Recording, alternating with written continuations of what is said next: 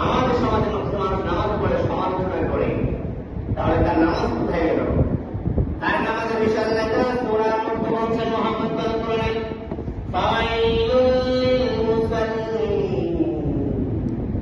ওই নামাজের জন্য ধ্বংস যে ব্যক্তি তার নামাজ সম্পর্কে দেখো। আমরা নামাজে দাঁড়িয়ে আল্লাহর কাছে ওয়াদা করে, আল্লাহর কাছে কথা বলে, আল্লাহর সামনে কথা বলে, আল্লাহকে আমরা বলি ইয়্যাকা না'বুদু ওয়া ইয়্যাকা নাস্তাঈন। আল্লাহ তোমার গোলামি করি, আবার তোমার কাছে সাহায্য চাই। বলেন তো আল্লাহ গোলামি করা মানে হচ্ছে আল্লাহর ওয়াদা পালন করা। ঠিক না? আল্লাহ কি আমাকে আপনাকে বলেছে মানুষের ভিতরে সমালোচনা করা, বিপদ করা, শেখার কথা আল্লাহ বলছেন? আল্লাহ তো বলে নাই আমি আপনি করি। আল্লাহর ওয়াদা না মেনে আল্লাহকে বলছি ইয়্যাকা না'বুদু, তোমার হুকুম পালন করে, তোমার গোলামি করে। আল্লাহর ওয়াদার সাথে আর আমার কথার সাথে পার্থক্য আছে। আল্লাহর সামনে পড়ে একটা কাজ দিয়ে একটা নামাজ পড়তে হবে, ওয়াদা একটা বিপদ শেখা, সমালোচনা করা যাবে না, যে ওয়াদাটা ওটা আল্লাহ। হিংসা করা যাবে না, এটা ওয়াদা দেখা। আমরা তো সমাজ হিংসা মনে রাখবেন, মুসলমান নামাজ পড়ে, রোজা রেখে, নামাজ করে, যাকাত দেন, দান করেন, সব কিছু করেন, আবার হিংসাও করেন। রাসূল বলছেন হিংসাটা কেমন? হিংসাটা হচ্ছে আগুন যেভাবে লাকড়ি একেবারে জ্বলে পুড়ে ছাই করে দেয়, হিংসাটার কারণে মানুষের আমলকে আল্লাহ তাআলা এভাবে নষ্ট করে দেয়। হিংসা করা যাবে না? আর যদি বলো না, হিংসা করা যাবে না। হিংসা মানুষ করে, অহংকার থেকে মানুষ হিংসা করে। আর অহংকার করা কোন মুমিনের বৈশিষ্ট্য হতে পারে?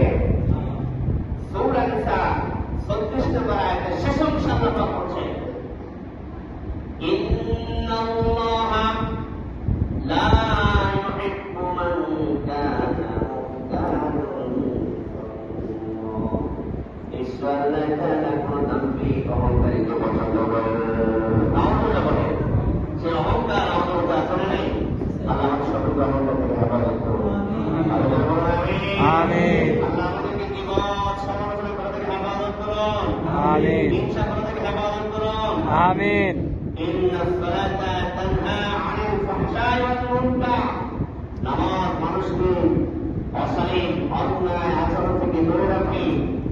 আল্লাহ সূরা তাহরিমের 6 নম্বর আয়াতে বলছেন, হে ঈমানদার সমাজ, তোমরা যারা ঈমান এনেছো, ইয়া আইয়ুহাল্লাযীনা আমানু, হে ঈমানদারগণ, কু আনফুসাকুম ওয়া আহলিকুম নারা, জাহান্নামের আগুন থেকে নিজেকে বাঁচাও, তোমার সন্তানদেরকে বাঁচাও, তোমার আহারদেরকে বাঁচাও।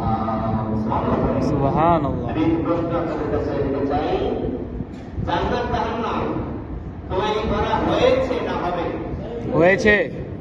জান্নাত জাহান্নাম তৈরি করা হয়েছে, তৈরি করা হবে না, তৈরি করা হয়েছে। ইয়া আইয়ুহাল্লাযীনা আমানু, হে ঈমানদারগণ, কু আনফুসাকুম ওয়া আহলিকুম নারা, তুমি নিজেকে জাহান্নামের আগুন থেকে বাঁচাও। এখানে তো আগুন লাগে, আপনার কিছু আগুনের মাত্রা দিয়ে থাকবেন, আগুন মাত্রা নিয়ে যাবেন, ওদিকে সন্তান যেতে চাইলে যাইতে দেবেন, বাঁচাবেন না? বাঁচাবেন, সন্তানকে বাঁচাবেন না? আপনি বাঁচাবেন না? স্কুলে আছে, পুকুর আছে, ওই পুকুরে যেন বাচ্চা না পড়ে, এই জন্য কি আপনি সাইকেল দেন না? বাচ্চাকে বাঁচাও, পানি থেকে বাঁচাও।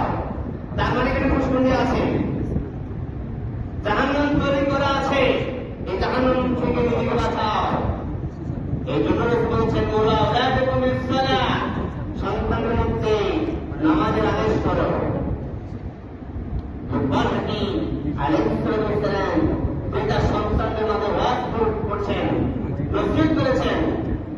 এটা আল্লাহ মহান তার কোরআনের সূরা লুকমানে 17 নম্বর আয়াতে উত্তর দিয়েছেন, ইয়া বুনাইয়া আকিমিস সালাত, হে আমার বৎস নামাজ কায়েম করো, ওয়া'মুর বিল মা'রুফ, সৎ কাজ দাও, অসৎ কাজ থেকে নিষেধ করো।